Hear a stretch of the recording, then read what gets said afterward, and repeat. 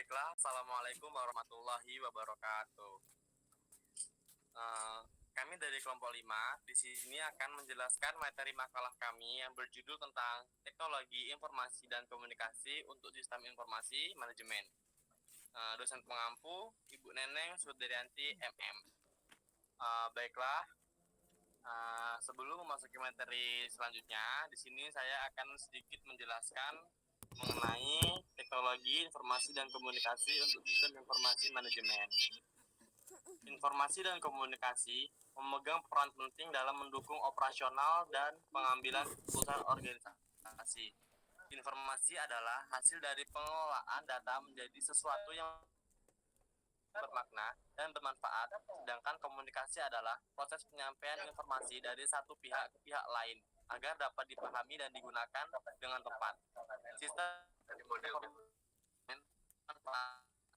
informasi untuk mengolah data, menghasilkan informasi, dan menyebarkannya secara efektif ke seluruh bagian organisasi. Melalui sistem ini, manajer dapat menerima informasi yang akurat, relevan, dan tepat waktu guna mendukung perencanaan, pengorganisasian, pengarahan, dan pengendalian. Komunikasi yang baik dalam sistem informasi manajemen memastikan bahwa informasi dapat mengalir lancar antar unit kerja, menghindari kesalahan dan meningkatkan efisiensi. Oleh karena itu, kualitas informasi dan efektivitas komunikasi sangat menentukan keberhasilan implementasi sistem informasi manajemen dalam satu organisasi. Baiklah, itu tadi sedikit penjelasan mengenai teknologi informasi dan komunikasi untuk sistem informasi manajemen. Selanjutnya, pemaparan materi dari anggota kelompok kami. Kepada pemateri, dipersilakan. Baik, pemaparan materi yang pertama yaitu hakikat teknologi informasi dan komunikasi. Teknologi informasi dan komunikasi adalah teknologi yang menggunakan alat komunikasi seperti komputer dan lain-lain untuk memperoleh, mengumpulkan, dan mengolah data serta menyampaikan informasi yang lebih akurat dan efisien. Selanjutnya, teknologi informasi dan komunikasi dalam sistem informasi manajemen sebagai alat penyedia informasi suatu organisasi atau perusahaan yang digunakan sebagai bahan pertimbangan oleh pemangku kepentingan. Contohnya, dalam sebuah perusahaan terdapat laporan pengelolaan keuangan. Laporan tersebut dapat disampaikan kepada pimpinan perusahaan dan investor melalui alat teknologi informasi dan komunikasi, seperti yang ada pada perusahaan, komputer, dan proyektor. B. Komunikasi data. Komunikasi data adalah proses pengiriman informasi dari suatu titik ke titik lain dengan menggunakan kode tertentu melalui media komunikasi. Lalu transmisi komunikasi, yaitu saluran transmisi merupakan media untuk membawa data dari sumber data ke penerima.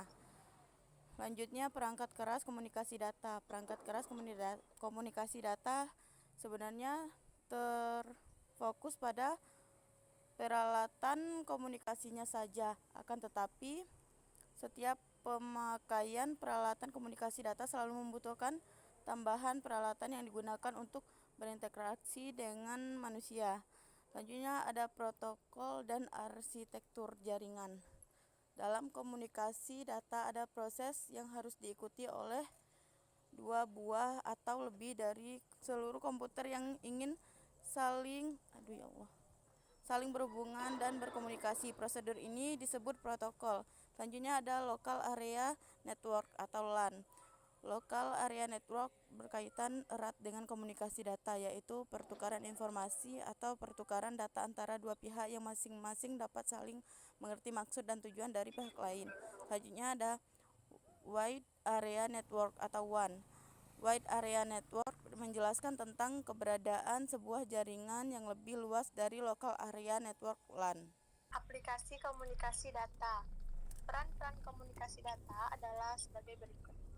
Pertama, pengumpulan data collection. Data dapat dikumpulkan dari beberapa tempat, disimpan dalam memori dan komputer pada waktu tertentu. Data tersebut dapat diolah. Kedua, tanya jawab. Pemakai mempunyai akses langsung ke program atau file yang dikirim dimasukkan ke sistem komputer ini langsung diproses dan hasilnya segera dapat dikembangkan. Ketiga, storage dan retrieval. Data yang sebelumnya telah disimpan dalam komputer dapat diambil sewaktu-waktu oleh pihak yang berkepentingan. Keempat, team sharing. Sejumlah pemakai user dapat mengerjakan programnya bersama-sama atau user diberikan kesempatan untuk bekerja sama dalam jangka waktu tertentu. Kelima, real-time data proses dan proses kontrol. Hasil proses dikehendaki setiap dalam waktu yang sesuai dengan kepentingan proses tersebut atau real time. D. Komputerisasi sistem.